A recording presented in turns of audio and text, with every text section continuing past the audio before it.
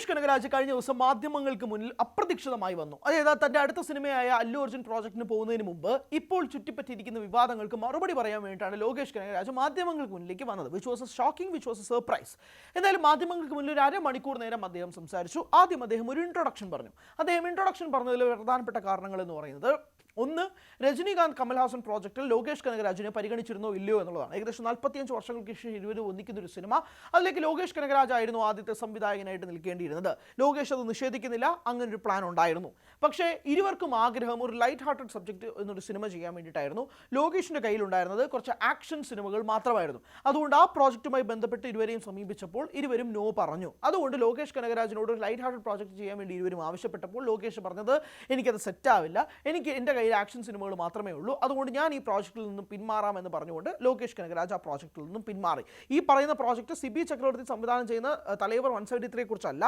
അത് കമൽഹാസൻ പ്രൊഡ്യൂസ് ചെയ്ത് രജനീകാന്ത് നായകനാവുന്ന സിനിമയാണ് തലൈവർ 173.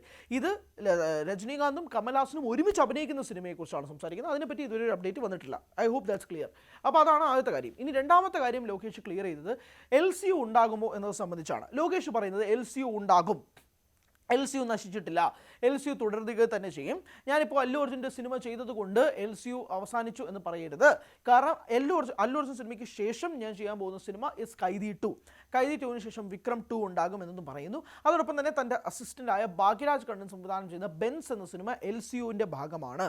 അപ്പോൾ കൃത്യമായിട്ട് അതിനകത്തൊരു ഫ്ലോ ചാർട്ട് ഉണ്ട്. LCUമായി ബന്ധപ്പെട്ട് ഇനിയും അപ്ഡേറ്റുകൾ ഉണ്ടാകും, സിനിമകൾ തുടരുക തന്നെ ചെയ്യും എന്നതും ലോകേഷ് കനകരാജ് പറഞ്ഞു വയ്ക്കുകയും ചെയ്തു. അപ്പോൾ ഇങ്ങനെ രണ്ട് പ്രധാനപ്പെട്ട കാര്യങ്ങൾ പറഞ്ഞു. അതോടൊപ്പം തന്നെ ഈ അല്ലു അർജുൻ സിനിമയുമായി ബന്ധപ്പെട്ടുള്ള ചില അപ്ഡേറ്റുകൾ പറയുകയും ചെയ്തു. ഷൂട്ട് ഉടനെ തുടങ്ങും എന്നത് മാത്രമാണ് ആ അപ്ഡേറ്റ്, വേറെ കൂടുതൽ കാര്യമൊന്നും പറയുന്നില്ല. അതൊക്കെ നിർമ്മാതാക്കളായ മൈത്രി മൂവി മേക്കേഴ്സ് സംസാരിക്കുമെന്നതും പറഞ്ഞു. അതോടൊപ്പം തന്നെ താൻ നായകനായി എത്തുന്ന DC എന്ന സിനിമ അരുൺ മാതേശ്വർ സംവിധാനം ചെയ്യുന്ന സിനിമയാണ്. അപ്പോൾ അതിൻ്റെ ഷൂട്ട് ബാക്കിയുണ്ട്. ഇനി ഏകദേശം ഒരു 35 ദിവസം ബാക്കിയുണ്ടെന്നും കൂടി ലോകേഷ് കനകരാജ് പറഞ്ഞു.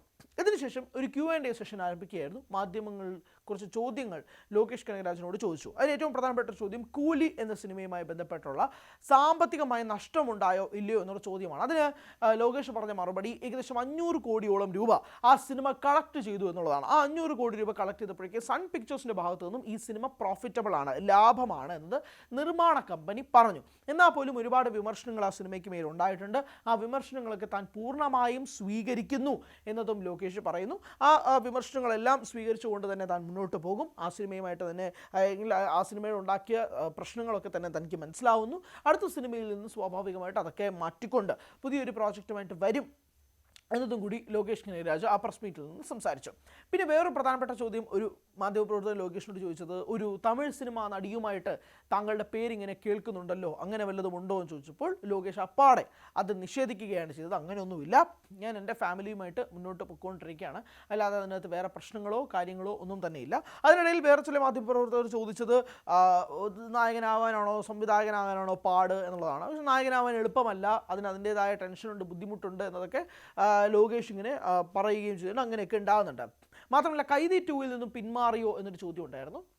അപ്പോൾ ലോകേഷ് പറഞ്ഞ മറുപടി, അങ്ങനെയൊന്നും പിന്മാറിയിട്ടില്ല, പലരും എൻ്റെ ശമ്പളം കാരണം ഞാനിത് പ്രോജക്റ്റ് മാറ്റിവെച്ചു എന്നാണ് പറയുന്നത്. അങ്ങനെയൊന്നും ഇല്ല, അതൊക്കെ വെറും റൂമേഴ്സ് മാത്രമാണ് എന്നതും പറയുന്നു. മാത്രമല്ല ലോകേഷ് പറഞ്ഞൊരു കാര്യം, ഇങ്ങനെ എന്തെങ്കിലുമൊക്കെ വാർത്ത കൊടുക്കുന്നതിന് മുമ്പ് തൻ്റെ ടീമുമായിട്ട് ആരെങ്കിലും സംസാരിച്ചിട്ട് വാർത്ത കൊടുത്താൽ വലിയ ഉപകാരമായി, നിർബന്ധമില്ല പക്ഷേ വലിയ ഉപകാരമായിരിക്കും എന്നതും കൂടി ലോകേഷ് കനകരാജ് പറഞ്ഞു വയ്ക്കുകയും ചെയ്തിട്ടുണ്ട്. അപ്പോൾ ഇങ്ങനത്തെ പല പല കാര്യങ്ങൾ കൂടി അതിനകത്ത് ലോകേഷ് സംസാരിച്ചിട്ടുണ്ട് കേട്ടോ. അപ്പോൾ അങ്ങനത്തെ ചില കാര്യങ്ങളും കൂടി ലോകേഷ് മുന്നോട്ട് വെച്ചിട്ടുണ്ട്.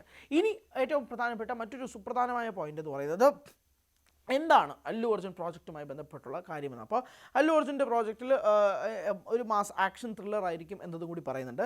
അതിനിടയിൽ ഒരു ചെറിയ സർപ്രൈസ് ലോകേഷ് പൊട്ടിച്ചു. അതായത് ജനനായകൻ എന്ന സിനിമയിൽ ഒരു ക്യാമിയോ വേഷത്തിൽ താങ്കൾ എത്തുന്നുണ്ടല്ലോ എന്നുള്ളൊരു റൂമേഴ്സ് കേട്ടിരുന്നു. അപ്പോൾ അതിനകത്ത് സത്യാവസ്ഥ ഉണ്ടോ എന്ന ചോദ്യത്തിന് ലോകേഷ് അത് നിഷേധിക്കുന്നില്ല. ലോകേഷ് പറഞ്ഞത്, H വിനോദും വിജയണ്ണവും കൂടെ എന്നെ വിളിച്ചു, അപ്പോൾ വിളിച്ചപ്പോഴേക്കും ഒരു ചെറിയ ക്യാമിയോ വേഷം ചെയ്തിട്ടുണ്ട്. അതെന്താണ് വേഷം, അപ്പോൾ ഒരു TV റിപ്പോർട്ടറായിട്ടാണോ എന്നതായിരുന്നു ആ മാധ്യമപ്രവർത്തകൻ്റെ ചോദ്യം. അപ്പോൾ ലോകേഷ് പറയുന്ന ആ റോൾ എന്താണോ എന്ന് ഞാൻ പറയുന്നില്ല, പക്ഷേ ഒരു ചെറിയ ക്യാമിയോ വേഷം ചെയ്തിട്ടുണ്ട് എന്നത് പറയുന്നുണ്ട്. അപ്പം ഒരുപാട് സർപ്രൈസ് എലമെൻറ്റ്സ് ജനനായകൻ എന്ന സിനിമയ്ക്കകത്ത് ഒരുക്കി വെച്ചിട്ടുണ്ടെന്നുള്ളത് വ്യക്തമാണ്. കാരണം വിജയുടെ അവസാനത്തെ സിനിമയാണ്.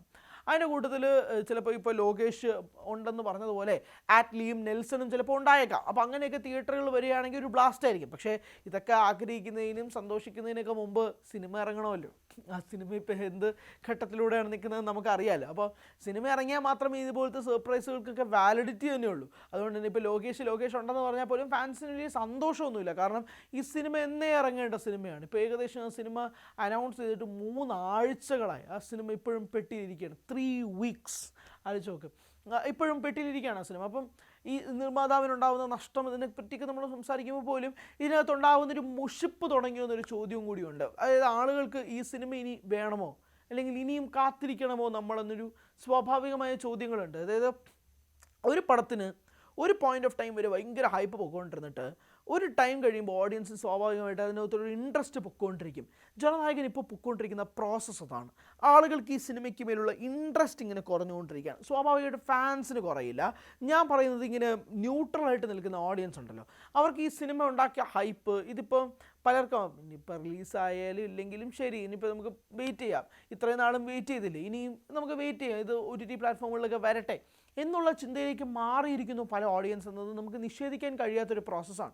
കാരണം ഇത് സിനിമാ പ്രവർത്തകർക്ക് പോലും മനസ്സിലാവാത്ത, അവർ പോലും അറിഞ്ഞ് വെക്കുന്ന പണിയല്ല.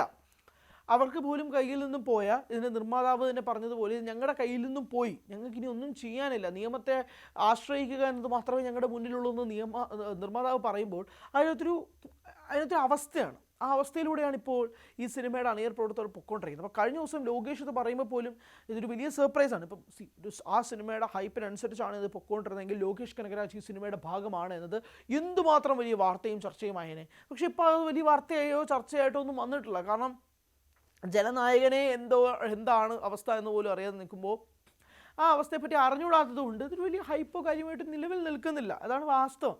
എന്തായാലും ലോകേഷ് ഈ പടത്തിലുണ്ട്, അത് ലോകേഷ് തന്നെ കൺഫേം ചെയ്തിട്ടുണ്ട്. പക്ഷേ എന്താണ് റോൾ, എന്താണ് വേഷം എന്നതിനെ സംബന്ധിച്ച് ഒരു ധാരണയും പുറത്തുവിടാതെയാണ് ലോകേഷ് ആ വാർത്ത തന്നെ പുറത്തുവിട്ടിരിക്കുന്നത്. എന്തായാലും വിച്ചസ് ഒരു വിജയ ആരാധകരെ സംബന്ധിച്ചിടത്തോളം ഒരു ഗുഡ് ഫാക്ടർ, ഒരു നല്ല ഫാക്ടർ, ഒരു ആവേശമുണ്ടാക്കുന്ന ഫാക്ടറാണെന്നത് പറയാതിരിക്കാൻ സാധിക്കില്ല. എന്തായാലും ലോകേഷ് കനകരാജ് ഇനി LCO ഒക്കെ ഉണ്ടാവും എന്ന് പറയുമ്പോൾ സ്വാഭാവികമായിട്ട് ലിയോ 2 വരണമല്ലോ. ഇപ്പം കൈദി 2, വിക്രം 2 എന്ന ചോദ്യങ്ങൾ പോലെ തന്നെ നിൽക്കുന്നൊരു ചോദ്യമാണ് ലിയോ 2 എന്ന് പറയുന്നത്. എന്നാൽ മാത്രമല്ല ഈ യൂണിവേഴ്സ് പൂർത്തിയാവുകയുള്ളൂ. കാരണം Leo is already part of LCO. അപ്പോൾ ലിയോ അല്ലെങ്കിൽ പാർത്ഥിപൻ എന്ന കഥാപാത്രത്തെ കൊണ്ടുവന്നേ മതിയാവുകയുള്ളൂ. അപ്പം അത് വരണമല്ലോ. അപ്പം അങ്ങനെയാണെങ്കിൽ വിജയ്ക്കൊരു റീ എൻട്രി ഉണ്ടാവുമോ, വിജയ് ഉണ്ടാവുമോ, വിജയ് ഇനി അഭിനയിക്കുമോ, ഇതുള്ള ചോദ്യങ്ങളൊക്കെ നിൽക്കുകയാണ്. പക്ഷേ ലിയോയുടെ ഓഡിയോ ലോഞ്ച് ചോദിച്ചു കഴിഞ്ഞാൽ വിജയ് അങ്ങനെയൊന്നും ഉണ്ടാവില്ല എന്ന് പറഞ്ഞ സ്ഥിതിക്ക് പിന്നെ നമ്മൾ മനക്കോട്ട കെട്ടിയിട്ട് കാര്യമുണ്ടോയെന്ന് ചോദിച്ചാൽ അറിയില്ല. But still it's A funny fact. Like ഇതൊരു കൊള്ളാം, നല്ലൊരു റൂമർ ആയിരിക്കും if in case it happens എന്നതും കൂടി നിൽക്കുകയാണ്. സോ LCO ഒഴിവാക്കിയിട്ടില്ല ലൊക്കേഷൻ എന്നതാണ് ഏറ്റവും പ്രധാനപ്പെട്ട അപ്ഡേറ്റ്. അപ്പം നമ്മൾ പോലും റിപ്പോർട്ട് ചെയ്തിരുന്ന ഒരു കാര്യം LCO അവസാനിച്ചു, കാർത്തിയും ലൊക്കേഷൻ തമ്മിലുള്ള ഫ്രിക്ഷൻ നിൽക്കുന്നുണ്ട്, അതുകൊണ്ടാണ് ഈ പ്രോജക്റ്റ് നീക്കിയതെന്നത് സംബന്ധിച്ചാണ്.